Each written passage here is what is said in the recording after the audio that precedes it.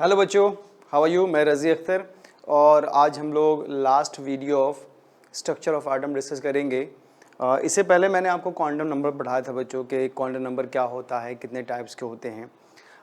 उसी को आगे प्रोसीड करेंगे आज हम लोग और ये मोस्ट प्रोबेबली आखिरी वीडियो है इस चैप्टर के लिए, that is structure of atom के लिए। तो आज जो हमें डिस्कस करना है बच्चों, सबसे पहले मैं आपको बताऊँगा कि shape of orbital and concept of nodal plane या नोड्स क्या होता है।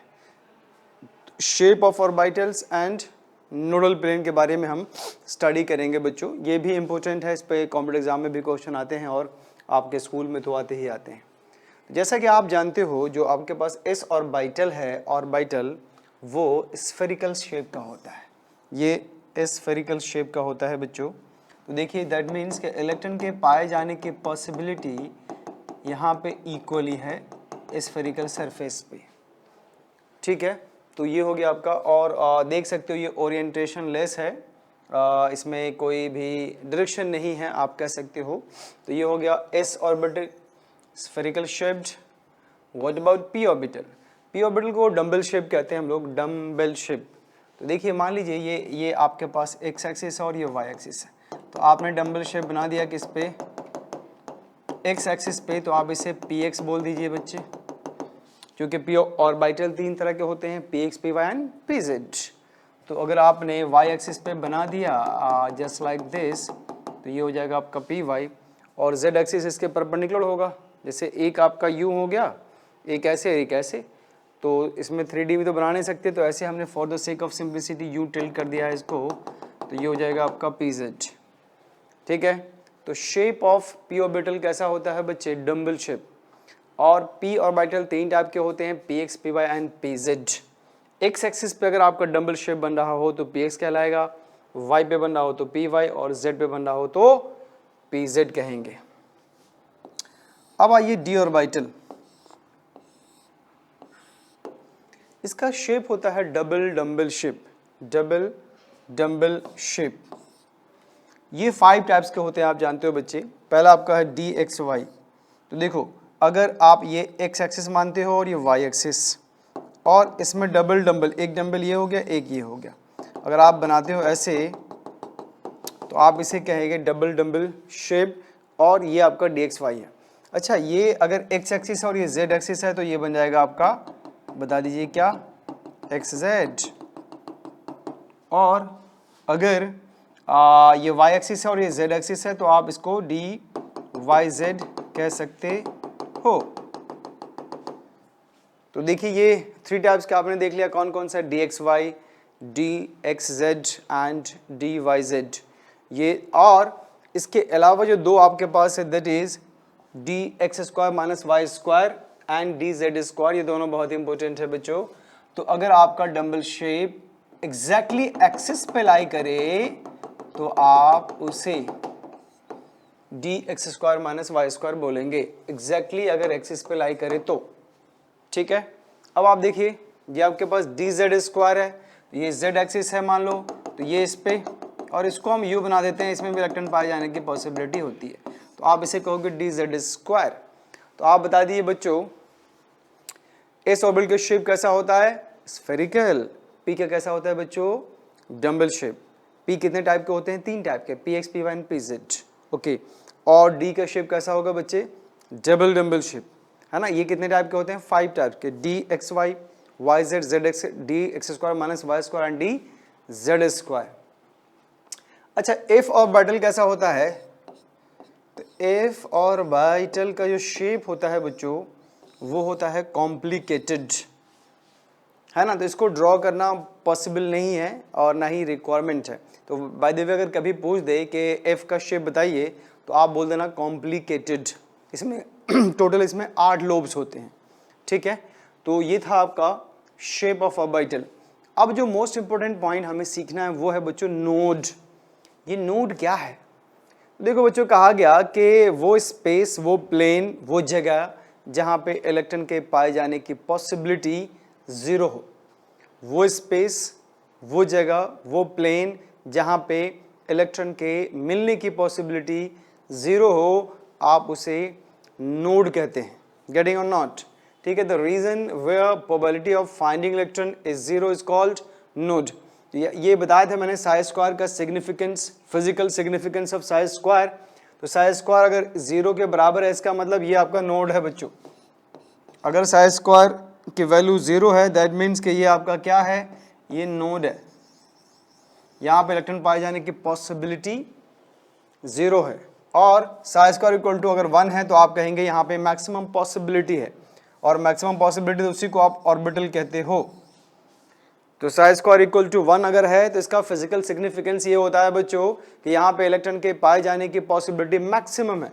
और ऑर्बिटल को डिफाइन ही करते हो आप कि वहाँ जहाँ इलेक्ट्रॉन के पाए जाने की प्रोबेबिलिटी मैक्सिमम हो 90% या उससे अबव हो तो आप उसे ऑर्बिटल कहते हो। तो ये ऑर्बिटल बना और ये नोडल प्लेन बना। तो अब हमें नोडल प्लेन के बारे में जानना है। तो बच्चों for your kind information, nodal plane are of two types. ये दो तरह के होते हैं, एक को आप कहते हो एंगुलर नोड और दूसरे को कहते हो radial node. Angular node and radial node ये दो टाइप के होते हैं बच्चों। तो देखिए nodes are of two type, पहला हमने लिखा है रेडियल नोड और दूसरा एंगुलर नोड। अब आप कैसे पता करोगे कि किसके पास कितने एंगुलर नोड है, कितने रेडियल नोड है और टोटल कितने नोड्स हैं? देखो इसको पता करने के लिए आपको एक फॉर्मूला दिया गया है बच्चों, n-l-1 और ये इक्वल टू l है। तो अगर आप रेडियल नोड पता करोगे, रेडियल नोड तो ये n-l-1 है, और अगर आप एंगुलर नोड पता करोगे तो ये इक्वल टू l होगा बच्चों। टोटल नोड की अगर हम बात करें तो n-1 होगा। कहोगे ये क्या है? तो लेट्स सी, जैसे मान लो आपके पास 1s है, ये ऑर्बिटल है, और we are talking about orbital nodes. आप ऑर्बिटल में देखेंगे, ऑर्बिट या सब ऑर्बिट में नहीं। ये 1s एक ही ऑर्बिटल, एक ही बॉक्स होता है, आप जानते हो। तो इसमें अगर आप रेडियल नोड चेक करेंगे तो देखिए यहाँ पे n की वैल्यू 1 पुट करिए, l की वैल्यू 0, क्योंकि s के लिए प्रिंसिपल क्वांटम नंबर की वैल्यू 0 होती है बच्चों। l यहाँ पे क्या है? Nothing but azimuthal quantum number.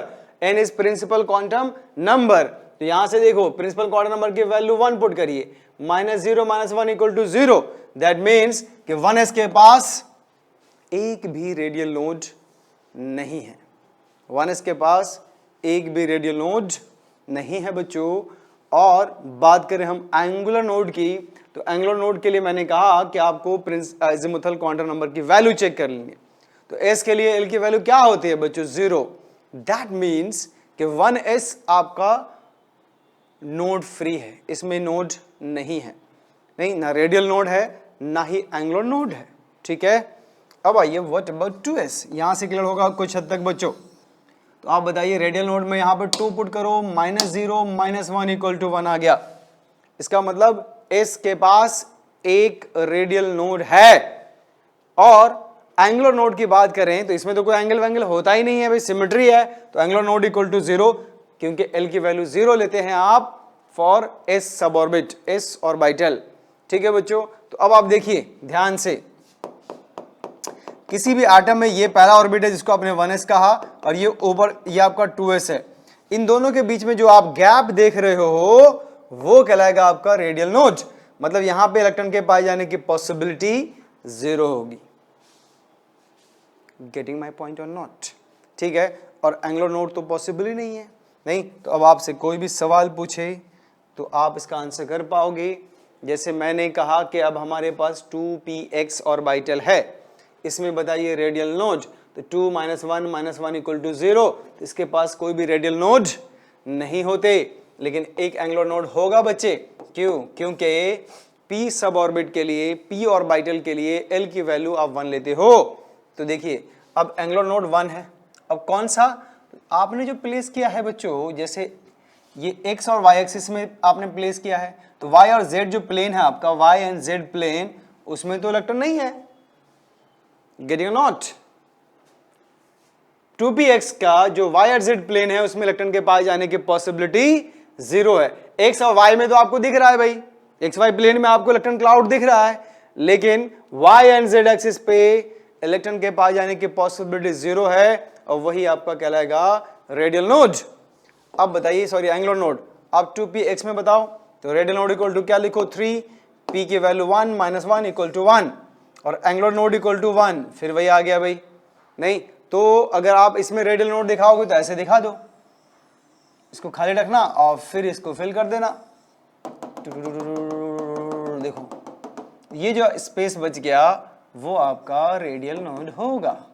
कितना सिंपल है यार, है ना। ऐसे क्वेश्चन आपसे पूछेगा बताओ भाई 3dx के पास 3dxy के पास रेडियल नोड की संख्या कितनी, एंगुलर नोड की संख्या कितनी। तो आप देखो बच्चों रेडियल नोड कैसे फाइंड करेंगे। 2 माइनस एल की वैल्यू डी के लिए क्या होता है, डी सब ऑर्बिट के लिए एल की वैल्यू 2 होती है बच्चों। तो 3 minus 2 minus 1 equal to what, 0। That means कि 3dxy के पास एक भी एंगुलर नोड नहीं होता, जबकि सॉरी रेडियल नोड नहीं होता, जबकि एंगुलर नोड 2 होंगे। अरे होंगे नहीं होंगे भाई, आपने एक्स वाई प्लेन में तो रखा है, वाई जेड और एक्स जेड में नहीं रखा ना। तो वाई जेड और x Z electron cloud free है। दैट मीन्स कि यहां पे साई स्क्वायर की वैल्यू 0 होगी और आप इसे नोडल प्लेन कह दोगे। ठीक उसी तरह से 4yz अगर आपके पास है तो 4 माइनस 2 माइनस 1 इक्वल टू 0 और एंगुलर नोड इक्वल टू 2। देख लीजिए 4 माइनस 2 माइनस 1 इक्वल टू 1। देखिए अरे यार आप देखिए यहां पे n की वैल्यू क्या लेंगे आप 4, l की वैल्यू क्या लेंगे 2 के लिए 2। तो 4 माइनस 2 और फॉर्मूला में माइनस 1 भी था, तो एक आपको एंगुलर नोड रेडियल नोड मिल गया। और चूंकि l की वैल्यू 2 है इसलिए एंगुलर नोड की भी संख्या आपको 2 मिलेंगी। तो अब आप किसी के लिए भी फाइंड कर सकते हो angular node and radial node, कुछ भी कोई भी पूछ दे आपसे। अगर पूछे कि हमारे पास 5f है, एक ऑर्बिटल है, तो क्या आप इसका रेडियल नोड बता सकते हो, तो कहोगे yes sir I can. How, तो n की वैल्यू 5, बताओ f के लिए l की वैल्यू क्या होती है बच्चों 3 और माइनस 1 कितना हो गया 1। इसका मतलब 5f के पास एक एंगुलर नोड है, सॉरी रेडियल नोड है। तो एंगुलर नोड कितने होंगे भाई 3। देखो ये आपसे पूछेगा, ठीक है। अगर मैं कहूं कि चलो ठीक है हमारे पास एक और ऑर्बिटल है जिसमें आप angular and radial node find करिए, तो कहिए बताइए कौन सा है भाई। वी हैव 6d बच्चों। आप 6d में कोई भी हो सकता है, dxy, yz, zx, d square minus y square and dz square, कोई एक ऑर्बिटल है। अगर हमने ऑर्बिटल बोल दिया तो जरूरी नहीं है कि मैं मेंशन करूं आगे। तो n की वैल्यू इसमें कितने होंगे बच्चे 6, l की वैल्यू क्या होगी 2। तो रेडियल नोड कैसे फाइंड करोगे जल्दी बोलो। 6 minus 2 minus 1 equal to 3। 6d के पास 3 रेडियल नोड होते हैं बच्चों। What about angular node, angular node की संख्या इनके पास मात्र 2 होती है, क्योंकि l की वैल्यू 2 है। तो आपको किसी भी ऑर्बिटल के लिए अगर नोड पूछा जाए, एंगुलर नोड, रेडियल नोड या टोटल नोड, टोटल नोड क्या होगा n माइनस 1 बोला था मैंने ना। तो n कितना लोगे भाई 6 माइनस 1 इक्वल टू 5। ऐसे भी देख लो, इन दोनों को सम करो 3 plus 2 that is equal to 5। Total node, radial node, angular node आपसे पूछा जाएगा, वेरी सिंपल है, आप इन्हें समझा पाओगे बच्चे। अब चलिए जो नेक्स्ट डिस्कशन है हमारा वो है filling of orbital in an atom. Filling of orbital in atom, किसी एटम के ऑर्बिटल में इलेक्ट्रॉन की फिलिंग का क्या प्रोसीजर होगा, क्या कॉन्सेप्ट होगा, that we will discuss in this concept. तो देखिए इलेक्ट्रॉन को आप किस सब ऑर्बिट में कैसे फिल करोगे, उसके लिए एक प्रिंसिपल आया, that is called Aufbau principal. ठीक है, तो फॉर योर का इंफॉर्मेशन अफबाउ किसी साइंटिस्ट का नाम नहीं है बच्चों। अफबाउ एक जर्मन वर्ड है जिसका मतलब होता है building up, grow up, building up. ठीक है, तो क्या इस प्रिंसिपल में क्या कहा गया, तो according to this principle electron are first filled according to increasing order of energy. जैसा कि आप जानते हो हर चीज की एक क्राइटेरिया होती है कि वो मिनिमम एनर्जी पे रहना चाहता है। जैसे ये अगर इस पेन को मैं छोड़ दूं तो अर्थ सरफेस पे जाएगा। क्यों? क्योंकि अर्थ सरफेस पे इसकी एनर्जी मिनिमम है। नहीं, अगर आप कोई भी काम करते हो, नहीं तो उस काम में बेसिकली आप ये ढूंढते हो कि आप मिनिमम एनर्जी पे कब पहुंचेंगे, क्योंकि मिनिमम एनर्जी का मतलब होता है मैक्सिमम स्टेबिलिटी। तो इस स्टेट में कहा गया कि जब आप इलेक्ट्रॉन की फिलिंग करोगे तो आपके पास वेरियस सब ऑर्बिट होंगे, क्योंकि सब ऑर्बिट वाइज इलेक्ट्रॉन की फिलिंग करोगे तो उन सारे सब ऑर्बिट की एनर्जी लेवल आपको मालूम होनी चाहिए, किसकी एनर्जी ज़्यादा है किसकी एनर्जी कम है। उसके अकॉर्डिंग पहले इलेक्ट्रॉन आप फिल करेंगे किसमें? उस सब ऑर्बिट में जिसकी एनर्जी मिनिमम होगी। और सब ऑर्बिट आप जनरली क्या यूज करते हो? S P D F. तो एस के पास मैक्सिमम 2 इलेक्ट्रॉन फिल करते हैं आप, पी के पास 6, डी में 10 और एफ में 14। ये करते हो ना भाई? नहीं तो जितने भी ऑर्बिटल्स सब ऑर्बिट्स आपके एटम में है उनका एक एनर्जी लेवल आपको पता होना चाहिए, और पहले इलेक्ट्रॉन की फिलिंग आप उसमें करेंगे जिसकी एनर्जी मिनिमम होगी बच्चों, according to this above principle. नहीं तो ऐसी सक्सेसिवली आप क्या करेंगे? बढ़ाएंगे। अब हमें कैसे पता चलेगा कि किसकी एनर्जी कम है किसकी एनर्जी ज्यादा है? तो एनर्जी कम और ज्यादा को पता करने के लिए अबव प्रिंसिपल के सपोर्ट में एक डायग्राम दिया गया, जिसको आप देखिए। उस डायग्राम की मदद से आप ये पता कर पाओगे कि किसकी एनर्जी कितनी है। तो देखिए एन एनर्जी लेवल डायग्राम कहते हैं हम लोग। पर्पस क्या है बच्चों आपका? ये पता करना कि किस सब ऑर्बिट की एनर्जी कितनी है। तो देखो ये आपके मिनिमम एनर्जी पे है बच्चों, ये हमने मिनिमम एनर्जी पे रखा है, और ये आपका मैक्सिमम एनर्जी पे है 7s। तो ये आपको कैसे पता चला? तो देखिए इस अबव प्रिंसिपल के सपोर्ट में एक डायग्राम इंट्रोड्यूस किया गया। इसमें आप लिखेंगे पहले 1s, फिर 2s 2p, फिर 3, ऐसे लिखना लाइन में। तो 1s 2s 2p, 3s 3p 3d, 4s 4p 4d 4f, 5s 5p 5d 5f, 6s 6p 6d, 7s 7p and 7d। ये बना लीजिए और इस तीर को आर पार कर दो। ठीक है, यहां से स्टार्ट हुआ एरो का टेल और ये गया हेड। टेल और हेड के बीच में जो आएगा उस ऑर्बिट को हम पहले लिखेंगे। तो देखिए टेल से हेड जाना है, फिर टेल से हेड आना है, ऐसे ही चलते रहना भाई। तो इस रास्ते में यहाँ से चलना शुरू करो, बाइक उठाओ, यहाँ पे चलो, यहाँ पहुँचे, एक ऑर्बिटल मिल गया, लिख दिया आपने।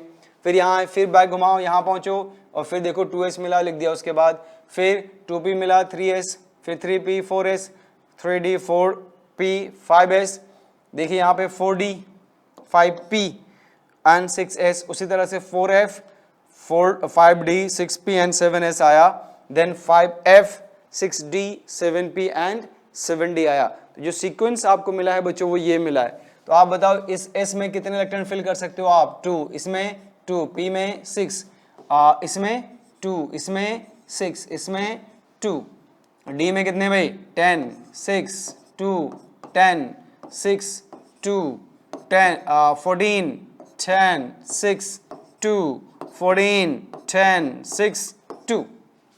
देखिए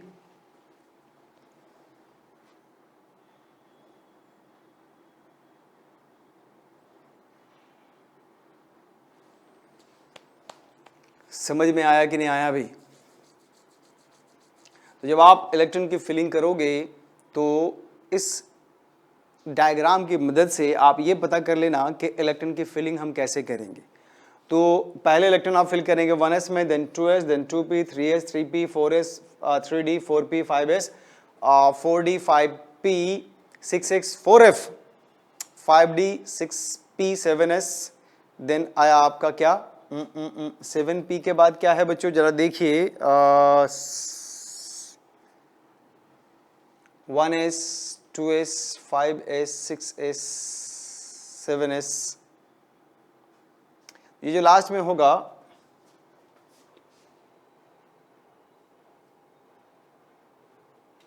सेवन पी के बाद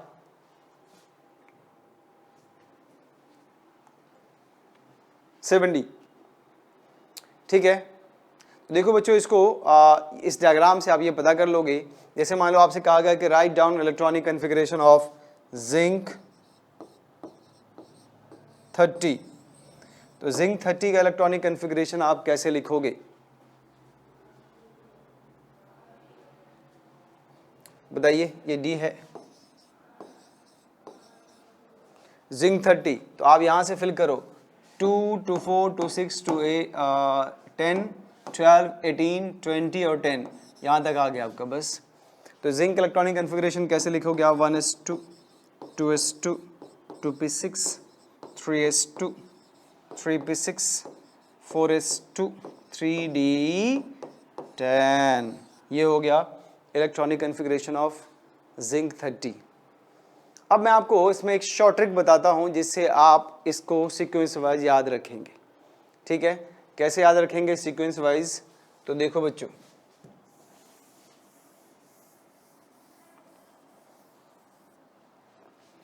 आप ऐसे लिखना S S P S P S D P S D P S F D P S F D P S. आप क्या करना बच्चे, पहले लिखना S S, then P S, फिर D P S, F D P S.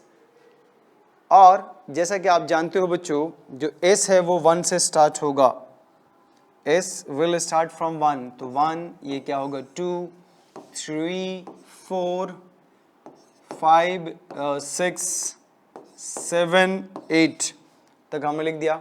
जो P है that will start from 2, quantum number में पढ़ चुके हैं बच्चों। फर्स्ट लाइन में P ढूंढो, ये तो ये 2P रहा, ये 3P 4P 5P 6P and 7P। ठीक है, similarly a D will start from 3, तो ये रहा आपका 3D 4D 5D 6D। Okay, और जो F है दैट विल स्टार्ट फ्रॉम, बोलिए बच्चे, F जो स्टार्ट होगा वो 4 से स्टार्ट होगा, तो 4F एंड 5F आ गया। अब किस सब ऑर्बिट में कितने इलेक्ट्रॉन फिल करते हो ये तो आप जानते ही हो, तो आप इसमें 2 इलेक्ट्रॉन फिल कर दो, इसमें भी 2, इसमें 6, इसमें 2, 6 2, ये आप जानते हैं बच्चे, 10 6 2 10 6 2 14 10 6 2 14 10 6 2। ये देखिए इलेक्ट्रॉन की फिलिंग हो गई। अब इसको सीक्वेंस शॉर्ट ट्रिक से कैसे याद रखोगे बच्चों? तो शॉर्ट ट्रिक से आप ऐसे याद रखेंगे, इसको आप पढ़ोगे पहले स्कूल स्कूल, तो आप बोलिए स्कूल स्कूल 2 बार, स्कूल स्कूल बोलो 2 टाइम्स, स्कूल स्कूल। फिर बोलो पब्लिक स्कूल 2 बार, पब्लिक स्कूल 2 टाइम्स। फिर बोलो आप Delhi public school, Delhi public school, तो दिल्ली पब्लिक स्कूल 2 बार बोलिए। पहले क्या बोला आपने? स्कूल स्कूल, फिर क्या बोला? पब्लिक स्कूल, फिर बोला दिल्ली पब्लिक स्कूल, और दिल्ली पब्लिक स्कूल तो बहुत अच्छा माना जाता है, तो इसीलिए इसको फालतू बोलना ठीक नहीं रहेगा। आप इसको फैंटास्टिक दिल्ली पब्लिक स्कूल बोलिए, fantastic Delhi public school, fantastic Delhi public school. नहीं आया? अरे fantastic Delhi public school, fantastic Delhi public school. जिन बच्चों का एडमिशन नहीं हो पाता वो इसको फालतू दिल्ली पब्लिक स्कूल भी बोलते हैं, तो मैं रेकमेंड नहीं करूंगा कि आप फालतू बोलिए, आप fantastic Delhi public school, fantastic Delhi public school बोलिए। तो पहले क्या बोलोगे बच्चों? स्कूल स्कूल, फिर क्या बोलोगे? पब्लिक स्कूल, फिर क्या बोलोगे? दिल्ली पब्लिक स्कूल, फिर नहीं, fantastic Delhi public school, fantastic Delhi public school. समझ में आया? तो जब ये सीक्वेंस आपको याद है तो एक बात और याद रखना कि S1 से स्टार्ट होता है, P2 से स्टार्ट होगा बच्चों, D3 से और F4 से, वो आप सीक्वेंस लिख लेना और फिर ऊपर आप फिल कर देना। फिर आपको ये सब लिखने की या रटने की कोई आवश्यकता नहीं होगी, बल्कि लिखते रहोगे, आपको समझ में आता रहेगा कि हमें क्या क्या लिखना है, आगे कौन सा सीक्वेंस आएगा। अब आइए, एक और इंपॉर्टेंट रूल है, इसका नाम है बच्चों N+L रूल। कहोगे N क्या है यहाँ पे? तो N is nothing but principal quantum number, और L आपका है एजीमुथल क्वांटम नंबर। N क्या है बच्चों? प्रिंसिपल क्वांटम नंबर, L है आपका एजीमुथल क्वांटम नंबर। तो देखिए इसमें 2 स्टेटमेंट आया, स्टेटमेंट नंबर 1, स्टेटमेंट नंबर 2। तो 1 में कहा गया कि इलेक्ट्रॉन फर्स्ट फिल्ड इन दो suborbit whose n plus l value is less. आप इलेक्ट्रॉन की फिलिंग पहले उस सबऑर्बिट में कराओगे जिसकी n plus l की वैल्यू सबसे कम होगी। अब सवाल ये आया कि अगर दोनों की बराबर हो गई तो, मान लो दो सबऑर्बिट आपके पास है, दोनों के n plus l बराबर हो गई तो उस केस में स्टेट नंबर 2 काम करेगा। If n plus l value is same, तो electron is first fill in दो suborbit whose n plus l value is less. फिर आप n वैल्यू इज लेस, तो अगर n plus l की वैल्यू सेम हो जाए तो आप n की वैल्यू चेक करना, जिसकी वैल्यू n की कम होगी उसमें इलेक्ट्रॉन को घुसेड़ देना, इंप्लीमेंट कर देना, इंट्रोड्यूस कर देना, गेटिंग अ नॉट। समझे कि नहीं समझे भाई? तो पहला स्टेटमेंट क्या बोलिए बच्चों, इलेक्ट्रॉन फर्स्ट फिल इन दो suborbit whose n plus l value is less. और दूसरा क्या है, अगर n plus l की वैल्यू सेम हो गई तो आप n की वैल्यू चेक करेंगे, जिसमें n की वैल्यू कम होगी इलेक्ट्रॉन पहले उसमें जाएगा। गेटिंग अ नॉट, ये आपके स्कूल एग्जाम में भी आ सकता है बच्चों, 11वीं कक्षा वालों, ठीक है? जरा आप इसको देख लीजिए, जैसे ये n है आपके पास, अरे है कि नहीं है भाई, ये n है और ये l है, n की वैल्यू 1 और ये 0, तो 1 plus 0 इक्वल टू 1 आ गया, तो इसको 1s बोलते हो ना यार, n की वैल्यू 1, l की वैल्यू 0 को 1s ही तो बोलते हो आप। तो पहले आप इलेक्ट्रॉन 1s में फिल करेंगे, फिर 2 0 2 है तो ये 2s में फिल होगा, 2 plus 1 3 और 3 plus 0 3, तो ये दोनों मैच बराबर हो गया ना, टाई हो गया भाई, हैं? जब टाई हो गया, इंग्लैंड और न्यूजीलैंड बन गया, तो उस केस में आपको ये चेक करना है कि n की वैल्यू किसकी कम है। n की वैल्यू इसकी 2 है, कम है, तो पहले इलेक्ट्रॉन आप 2 में फिल करेंगे, फिर 3s में फिल करेंगे। समझे कि नहीं समझे? देखो यहाँ पे ये दोनों बराबर हो गया, इसका भी मैच बन गया, टाई हो गया भाई, इंग्लैंड और न्यूजीलैंड बन गया। तो अब क्या करना है आपको, फिर आपको n की वैल्यू चेक करनी है। तो 3p और 4s n plus l दोनों के बराबर है, तो इलेक्ट्रॉन की फिलिंग किस में करोगे आप, जिसमें n की वैल्यू कम होगी। तो n की वैल्यू कम किसकी है भाई, 3, तो पहले इलेक्ट्रॉन इसमें जाएगा। समझ में आया कि नहीं आया बच्चों? अच्छा ये देखिए 3 plus 2 5 हो गया, ये 3d कहलाएगा, और 4 plus 1 4 हो गया, तो n plus l की वैल्यू क्या है, कम है, तो 3d से पहले 4s आएगा। आप जब लिखते हो इलेक्ट्रॉनिक कॉन्फ़िगरेशन तो आप पहले 4s लिखोगे, उसके बाद 3d लिखोगे, उसके पीछे ये n plus l वैल्यू है। देखो 4 plus 0 मतलब 4s की वैल्यू 4 हो गई और 3d की वैल्यू 5 हो गई, तो 4 कम है ना, तो इलेक्ट्रॉन की फिलिंग आप 4s में फिल कर दोगे। गेटिंग? ये एक सिंपल सा n plus l रूल है बच्चों, जो आपको समझ में आ गया होगा। बताइए, उसके बाद है एक और जिसको हम कहते हैं पॉलीज एक्सक्लूजन प्रिंसिपल। कहेगा right a short note on poly exclusion principle. क्या है इनका स्टेटमेंट? इन्होंने कहा कि एक ऑर्बिटल में, नहीं आया, एक ऑर्बिटल में या कोई भी एक एटम ले लो आप, कोई भी एक एटम ले लो किसी भी एलिमेंट का, उनके दो इलेक्ट्रॉन का चारों क्वांटम नंबर कभी आइडेंटिकल, बराबर, इक्वल नहीं हो सकता। समझ में आया कि नहीं आया? मान लो कोई सोडियम है आपके पास, सोडियम के पास टोटल कितने इलेक्ट्रॉन होते हैं, 11 इलेक्ट्रॉन होते हैं। इसका मतलब इन 11 इलेक्ट्रॉन में किसी भी दो इलेक्ट्रॉन का आप चारों क्वांटम नंबर फाइंड करो, चाहे 11th और 1 का करो या 11th 9th का करो, 11th 10th का करो, किसी भी दो इलेक्ट्रॉन को पकड़ो और उनका चारों क्वांटम नंबर फाइंड करो। जब आप चारों क्वांटम नंबर फाइंड करेंगे तो आप देखेंगे चारों किसी का भी बराबर नहीं हो सकता। नहीं, ये ऐसा पॉसिबल ही नहीं है।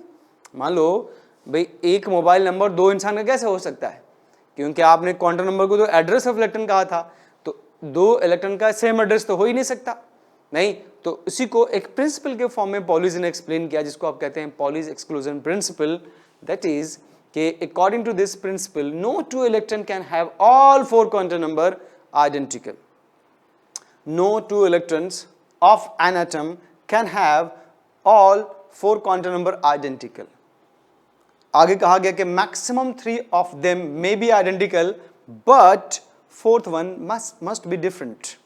हो सकता है कि 3 बराबर हो जाए, हो सकता है कि 3 बराबर हो जाए, लेकिन चौथा डिफर करेगा ही करेगा। यह मुमकिन ही नहीं है कि चारों क्वांटम नंबर एक एटम के किसी भी दो इलेक्ट्रॉन का इक्वल हो जाए। This is the statement of poly exclusion principle. तो आई होप आप इसको समझ पा रहे होंगे, क्योंकि ये बहुत मुश्किल नहीं है प्यारे बच्चों।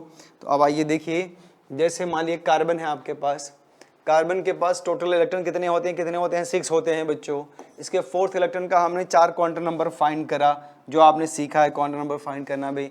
तो फोर्थ इलेक्ट्रॉन इसमें है ना, तो n की वैल्यू 2, l की वैल्यू 0, ml की वैल्यू 0, ms की वैल्यू 0। तो फोर्थ इलेक्ट्रॉन के लिए ये सब हमें मिल गया। फिफ्थ इलेक्ट्रॉन इसमें आ गया ना p वाले में, तो n की वैल्यू 2, l की वैल्यू 1 और ml की वैल्यू -1, 0 + 1, तीनों में कोई एक होगा ना, और ms की वैल्यू क्या +½ तो आप देखिए ये बराबर है, ये डिफरेंट है, ये डिफरेंट है और ये सेम है। इसका मतलब ये वैलिड है किसके लिए, ये होल्ड गुड कर रहा है पॉली एक्सक्लूजन प्रिंसिपल को। अच्छा, इसे एक और कंक्लूजन आप निकाल सकते हो बच्चों। इसे कंक्लूजन ये निकाला गया कि no two electron in an orbital present in same spin. ऐसा कोई पॉसिबल नहीं है कि एक ही ऑर्बिटल में दो इलेक्ट्रॉन सेम स्पिन में घूमे। मतलब जैसे देखो ये दो इलेक्ट्रॉन हमने दिखाया सेम स्पिन में, ये मुमकिन नहीं है। ये अपोजिट स्पिन में भी दो को हमने दिखाया, ये भी मुमकिन नहीं है। क्यों?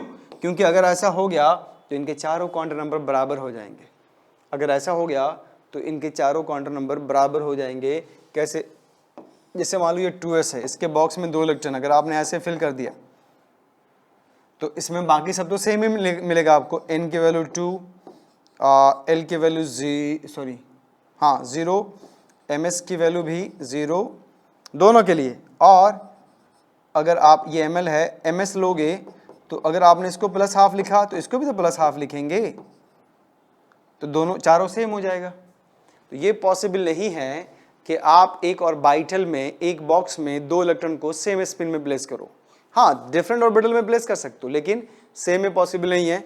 ये इन्फॉर्मेशन आपको कहाँ से मिला? पॉली एक्सक्लूजन से मिला बच्चों। कैसे? क्योंकि उन्होंने कहा है कि किसी भी दो इलेक्ट्रॉन का चारों क्वांटम नंबर बराबर नहीं हो सकता, और अगर आपने ऐसे फिल कर दिया इसका मतलब चारों क्वांटम नंबर बराबर है, तो दैट मीन्स कि ये गलत हो जाएगा। अब आइए नेक्स्ट जो रूल पढ़ेंगे आप, ये भी इंपॉर्टेंट रूल में ही आता है। देखिए इसको हम कहते हैं क्या? हुंस rule of maximum multiplicity. This is called हुंस rule of maximum multiplicity. सबसे पहले ये जो रूल है बच्चों वो वैलिड है डीजेनरेट ऑर्बिटल्स के लिए। What do mean by degenerate orbital? तो वैसे ऑर्बिटल जिनकी एनर्जी सेम हो, जैसे आपके पास p सब ऑर्बिट है, p सब ऑर्बिट में 3 ऑर्बिटल्स होते हैं, px, py एंड pz, और तीनों की एनर्जी सेम है। अब इस 3 बॉक्स में इलेक्ट्रॉन की फिलिंग कैसे करोगे? इसके लिए एक रूल आया, that is हुंस rule of maximum multiplicity. ठीक है। और फिर जैसे आपके पास d सब ऑर्बिट है बच्चों, तो d सब ऑर्बिट में टोटल 5 ऑर्बिटल्स होते हैं as we know, dxy, yz, zx and dx² - y² and dz²। और ये पांचों की एनर्जी भी सेम होती है, इसको भी आप डीजेनरेट कहते हो। तो इसमें भी इलेक्ट्रॉन की फिलिंग कैसे करेंगे? That will be decided by हुंस rule of maximum multiplicity.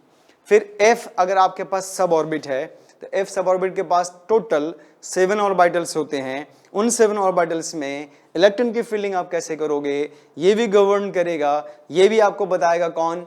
हुंस rule of maximum multiplicity. तो क्या स्टेटमेंट आया इनका बच्चों? कहा कि pairing of electron in an orbital of same subshell does not takes place until each orbital of that subcell is singly occupied।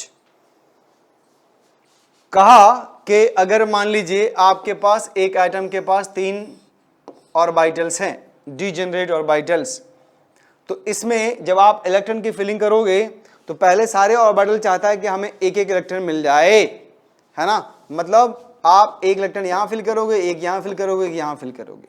अगर आपके पास मान लो p3 सिस्टम है, तो अगर आपने ऐसा लिख दिया इसको p3 को कि 2 इलेक्ट्रॉन यहां एक यहां, तो ये आपका गलत हो जाएगा, क्योंकि हुंस रूल कहते हैं कि पहले आप एक एक इलेक्ट्रॉन फिल करो और फिर पेयरिंग शुरू करो। किसमें? डीजेनरेट ऑर्बिटल में। डीजेनरेट ऑर्बिटल क्या होता है बच्चों? Having same energy. तो इन तीनों की एनर्जी क्या है? सेम है। तो आपके पास मान लो 3 इलेक्ट्रॉन है, तो 1 2 3। अगर आपने 2 पहले फिल कर दिया, पेयरिंग करा दिया, और एक रखा बाद में, तो वो आपका गलत हो जाएगा। ठीक है। सिमिलरली अगर आपके पास p4 है, जब P4 है तो बॉक्स 3 है भाई, एक एक करके भरिए और फिर पेयरिंग शुरू करिए। तो पहले आप एक एक इलेक्ट्रॉन फिल करोगे, देन पेयरिंग आप स्टार्ट करोगे बच्चों। ये रूल कहलाता है Hund's rule of maximum multiplicity. बहुत फैंटास्टिक रूल है भाई, इंपॉर्टेंट है आपके लिए। अब मैं आपसे एक सवाल पूछूं कि बताओ बच्चे, हमारे पास आयरन है Fe26, आप बताइए इसके पास टोटल कितने अनपेयर्ड हैं। आप इस आयरन के पास बताओ टोटल कितने अनपेयर्ड इलेक्ट्रॉन है। तो सबसे पहले आपको क्या लिखना होगा, इलेक्ट्रॉनिक कन्फिगरेशन। याद है इलेक्ट्रॉनिक कन्फिगरेशन कैसे लिखते हैं बच्चे हम लोग, 1s2 2s2 2p6 3s2 3p6 4s2 3d। अब काउंट तो कर लो यार, 2 to 4 to 6 कितने हो गए, 10 12 और 6 18 और 2 20 और यहाँ पे 6 26, ये आ गया। अब अगर आपको हुन्स रूल नहीं मालूम होगा तो यहाँ पे आप परेशानी में आ सकते हो। 1 2 3 4 5 ऑर्बिटल होते हैं डी के, इलेक्ट्रॉन की संख्या कितनी है, 6। हुन्स रूल क्या करता है, एक एक करके फिल करो। कर दिया हमने 5 ऑर्बिटल इलेक्ट्रॉन, अब बचा 1 तो 6 यहाँ पे पेयर्ड होगा, छठा। तो इलेक्ट्रॉन आप एक एक करके फिल करोगे। अब अगर मैं पूछूं कि आयरन में टोटल कितने अनपेयर्ड हैं, तो ये आंसर विल बी 1 2 3 4, तो आपका आंसर होगा 4। ठीक है, तो अगर आपसे पूछे कि आयरन के पास टोटल कितने क्या है बच्चों, अनपेयर्ड इलेक्ट्रॉन, तो your answer will be what, 4 unpaired. ये अकॉर्डिंग टू अवर प्रिंसिपल आया। अगर अवर प्रिंसिपल नहीं पता होता आपको और गलती से आप मान लीजिए आप यूं फिल कर देते 2 इसमें 2 इसमें 2 इसमें, तो आपका आंसर क्या आता, 0। तो यहाँ पे ये एटलीस्ट गलत हो जाता। समझ में आया कि नहीं आया, बताइए बच्चे। तो फटाफट बताइए। अब हमारे पास है क्रोमियम 24। आप इसका इलेक्ट्रॉनिक कन्फिगरेशन लिखो और बताओ कि टोटल कितने अनपेयर्ड इलेक्ट्रॉन इसके पास हैं। Right electronic configuration of chromium 24 and also right total number of unpaired electron. तो शुरू हो जाओ बच्चों।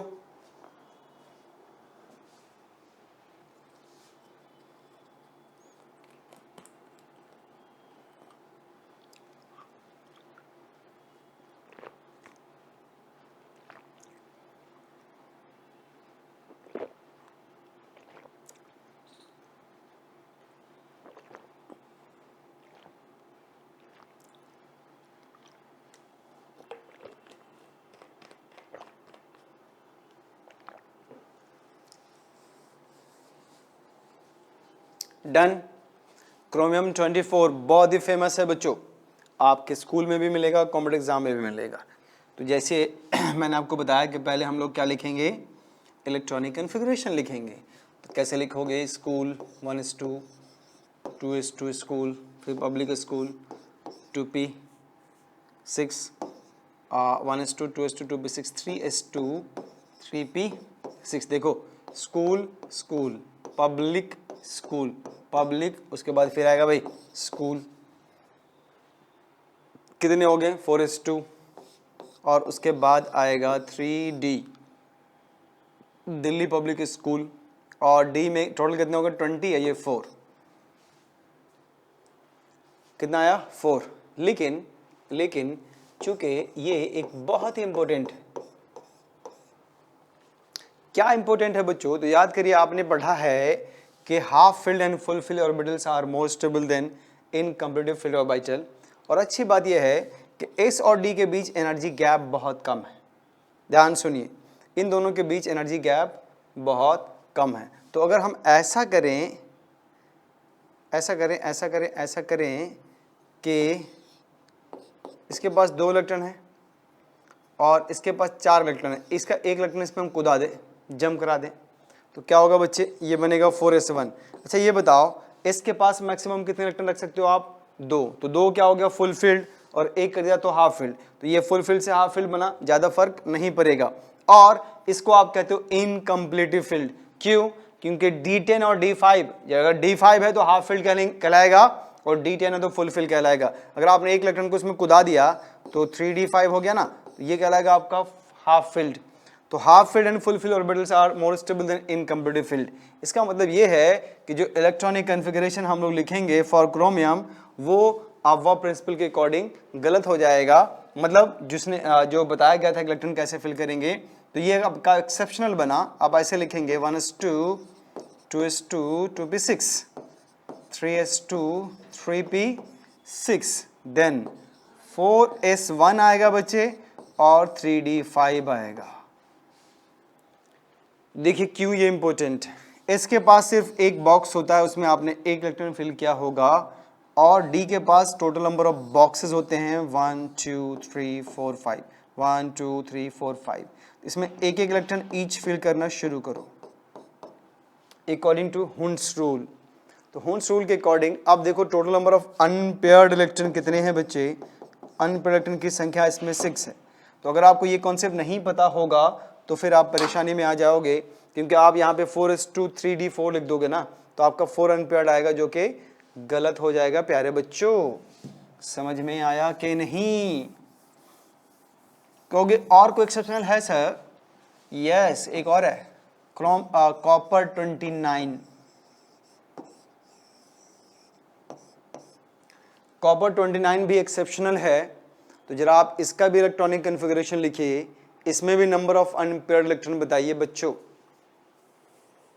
तो कहा गया कॉपर तो ऐसे लिखते हैं 1s2 2s2 2p6 3s2 3p6 4s2 3d9। ये हो गया according to अव्वा principal. 1s2 2s2 2p6 3s2 3p6 4s2 3d9। अब क्या करोगे आप बताइए? कॉपर 29। तो देखो बच्चों हमें क्या करना है, फिर से एक इलेक्ट्रॉन को, यहाँ पे 2 इलेक्ट्रॉन है, एक को जंप करा दीजिए, तो ये 4s1 3d10 हो जाएगा ना, 4s1 3d10। तो दैट मीन्स के अगर कॉपर 29 का इलेक्ट्रॉनिक कन्फिग्रेशन अगर आपको पूछा जाए, और ये पूछेगा भी, बहुत इंपॉर्टेंट है आपके स्कूल एग्जाम में, तो आप क्या लिखना बच्चे 1s2 2s2 2p6 3s2 3p6 4s1 3d10, ये लिखना 1s2 2s2 2p6 3s2 3p6 4s1 3d10। तो कॉपर 29 का इलेक्ट्रॉनिक कन्फिग्रेशन ये आएगा। समझ में आया कि नहीं आया बच्चों? बताइए।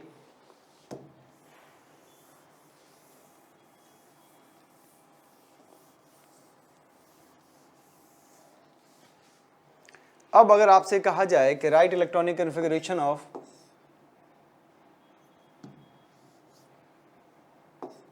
Na plus Cl minus Fe2 plus cobalt 3 plus, इन तीनों का आप इलेक्ट्रॉनिक कन्फिगरेशन लिखिए। तो आप कैसे लिखोगे बच्चे? तो देखिए सोडियम आयन के बारे में कहा गया, आप लिखेंगे 1s2 2s2 2p6 बस, क्योंकि इसके पास 10 ही इलेक्ट्रॉन है ना, आपने एक इलेक्ट्रॉन निकाल दिया है बच्चों।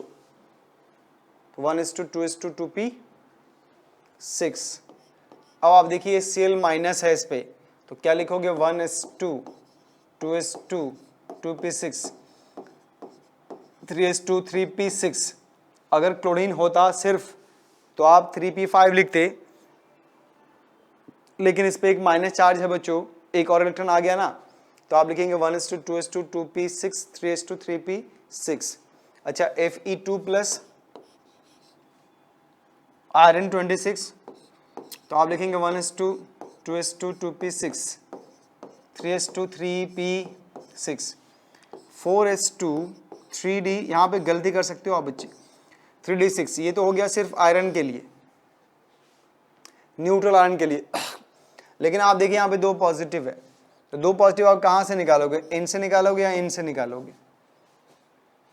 भाई आउटर मोस्ट ऑर्बिट ये है लेकिन एनर्जी कम है, ध्यान सुनो, आउटर मोस्ट ऑर्बिट आपका ये है, इनकी एनर्जी कम है इसीलिए 3D से पहले लिखा गया है। नहीं, जब भी आप इलेक्ट्रॉन निकालोगे आउटर मोस्ट ऑर्बिट से निकालोगे तो आप इलेक्ट्रॉन यहां से निकालेंगे भी, तो इसका जो एक्चुअल कन्फिग्रेशन आएगा वो ऐसा आएगा 1s2 2s2 2p6 3s2 3p6, उसके बाद क्या आएगा भाई 3d6, 4s में इलेक्ट्रॉन होगा ही नहीं, आपने निकाल दिया, नहीं होगा तो मत लिखो, क्यों लिखोगे आप, ठीक है। सिमिलरली कोबाल्ट 27 होता है इसका एटॉमिक नंबर, तो पहले हम 27 के लिए लिख के देखते हैं बच्चों,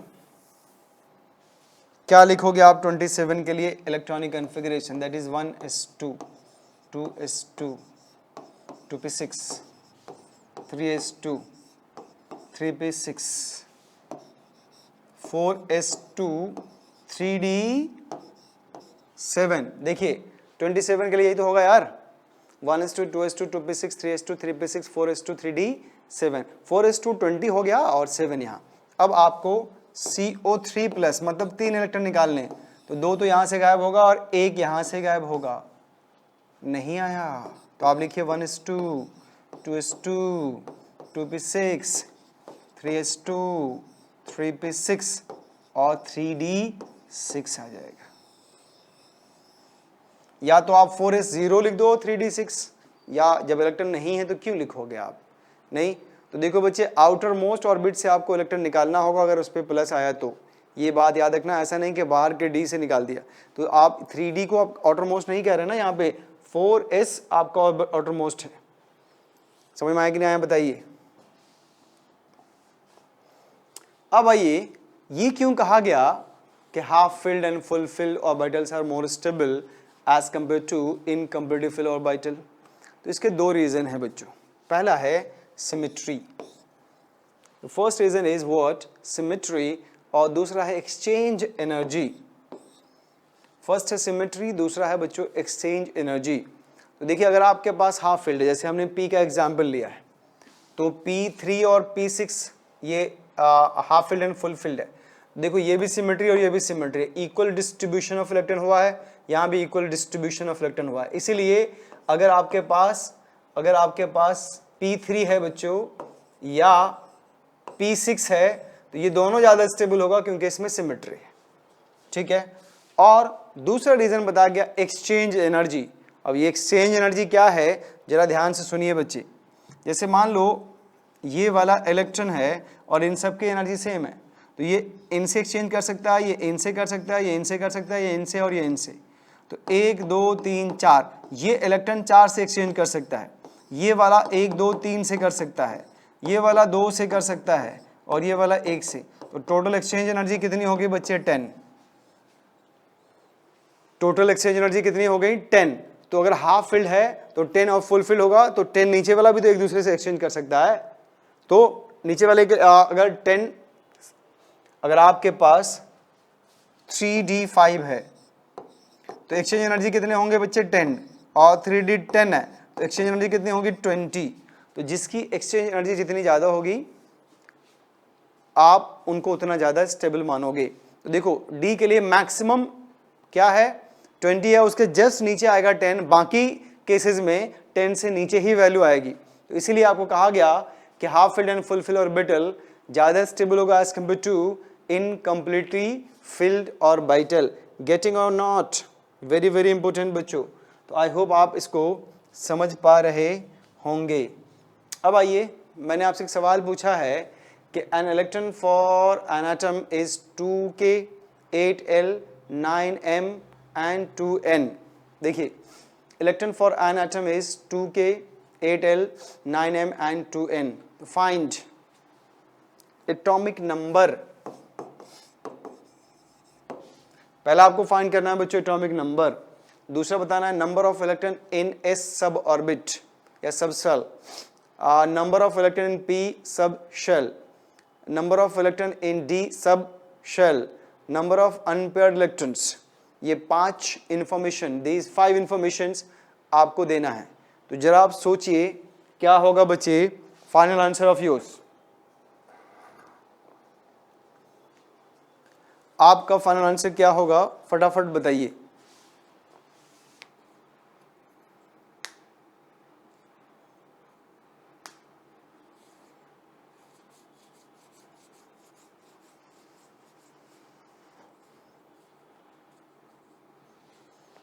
बताइए। देखो बच्चों, ये जो आपको गिवन है दैट इज ऑर्बिट। तो K के पास 2 इलेक्ट्रॉन है, L के पास 8 है, M के पास 9 है और N के पास 2 है। तो टोटल इलेक्ट्रॉन काउंट कर लो ना यार, तो कितने हो गए 21। इसमें टोटल इलेक्ट्रॉन कितने आ गए 21। तो एटॉमिक नंबर क्या आ गया बच्चे 21। अब इस 21 का क्या लिख लो आप, इलेक्ट्रॉनिक कन्फिगरेशन। कैसे लिखोगे, 1s2, 2s2, 2p6, 3s2, 3p6, 4s1, यही तो होगा, नहीं 4s2, 4s2, 10, ये हो गया आपका 20 और 3d1। देख लो बच्चों ध्यान से, 1s2, 2s2, 2p6, 3s2, 3p6, 4s2, 3d1, तो टोटल इलेक्ट्रॉन 21 हो गए। अब आपसे क्या पूछा गया, दूसरा सवाल, number of electron in S सब सेल। तो एस एक है, यहाँ पे कितने इलेक्ट्रॉन है भाई चेक करो, 2, इनके पास 2, इनके पास 2, कितने हो गए भाई 4, इनके पास भी 2, 6 और इसके पास 2, 8। तो दूसरे का आंसर क्या हो गया बच्चे 8। उसके बाद नंबर ऑफ इलेक्ट्रॉन पी सब सेल, पी सब सेल में यहाँ पे 6 है और यहाँ भी 6 है, तो कितने हो गए भाई, थर्ड का आंसर हो गया 12। और number of electron in D सब सेल, डी सब सेल एक ही है, तो आपका आंसर होगा 1, है ना। तो atomic number 21, number of electron in S सब सेल आपने क्या निकाला है बच्चे 8 निकाला है ना। और पी इलेक्ट्रॉन में कितना निकाला है, पी सब सेल में 12 और डी में कितना है मात्र 1। उसके बाद नंबर ऑफ अनपेयर्ड भी पूछा है भाई, तो नंबर ऑफ अनपेयर्ड भी तो एक ही होगा बच्चों, तो number of unpaired equal to 1। समझ में आया कि नहीं बताइए। ठीक है, तो half filled full filled orbital क्यों ज्यादा स्टेबल होता है as compare to incomplete filled, आपने देख लिया। तो ये था बच्चों all about structure of atom. I hope आप लोगों को बहुत अच्छा लगा होगा, है ना। इसको अगर आप अच्छे से पढ़ लो, नहीं जिसमें लगे कि हमें 2 बार 3 बार देखना है, उसको आप 2 बार 3 बार भी रिपीट कर सकते हो फास्ट फॉरवर्ड करके, नहीं। और इस पर अपना शॉर्ट नोट भी बनाना। फिर आप पहले एनसीईआरटी पढ़ लीजिए लाइन टू लाइन, जो स्ट्रक्चर ऑफ एटम दिया हुआ है पढ़ लीजिए, और उनके एक एक क्वेश्चन को पूरी ईमानदारी स्किप मत करो। जब तक एक क्वेश्चन पूरी तरह सॉल्व नहीं हो आगे मत बढ़ना। अगर ये एटीट्यूड आप अपने में डेवलप करते हो तभी आप आगे चलोगे, नहीं तो आप कितनी तैयारी करते रहो कोई ज़्यादा फायदा नहीं होगा। आप पहले क्वेश्चन पे जाओ, उसको पूरी तरह से सॉल्व करो। जब वो हो जाए तो आप उसे पेंसिल से टिक कर दो कि ये एनसीईआरटी का ये क्वेश्चन हमने सॉल्व कर लिया है और इसका आंसर हमारे पास ये है। ठीक है, जो बच्चे रिपीटर से गए हैं उसको ज़्यादा टेंशन नहीं लेना, वहीं पे सॉल्व कर दो। भाई आपने कहीं रफ में सॉल्व किया और आपका आंसर सॉल्व हो गया, तो फॉर द सेक ऑफ सिंपलिटी उसी पे जो मेन पॉइंट है उसी के क्वेश्चन के नीचे जो थोड़े से स्पेस होते हैं उसी में बना दो, क्योंकि जब दोबारा रिवीजन करोगे तो वो आपको रिकॉल हो जाए, आपको पता चल जाए। लेकिन एनसीईआरटी के सारे क्वेश्चन लाइन टू लाइन आपको करने चाहिए, स्पेशली जो बच्चे नीट की तैयारी कर रहे हैं, जो बच्चे आईटी मेंस की तैयारी कर रहे हैं, जो बच्चे स्कूल की तैयारी कर रहे हैं, ये बहुत इवन एडवांस के लिए भी आपको करना चाहिए ये। ठीक है, तो आप सबसे पहले जो आपको वीडियो देखा आपने उसको अच्छे से देख लिया आपने, इसका नोट्स बना लिया, उस नोट को 2-3 बार स्टडी करने के बाद फिर आप छोटा नोट बना लो, शॉर्ट नोट, जैसे फॉर्मूला को अलग लिख लिया आपने, जो मेन पॉइंट है उसको अलग लिख लिया, उसको 2-3 बार रिवाइज करने के बाद आप एनसीईआरटी लाइन टू लाइन पढ़िए, बहुत मजा आएगा आपको, एक एक बात समझ में आएगी। और फिर उसके सारे क्वेश्चन करिए, आप एक एक क्वेश्चन को कर लिया और रिकॉर्ड बनाइए कि हमने ये क्वेश्चंस कर लिया, ये क्वेश्चन कर लिया, ये क्वेश्चन कर लिया।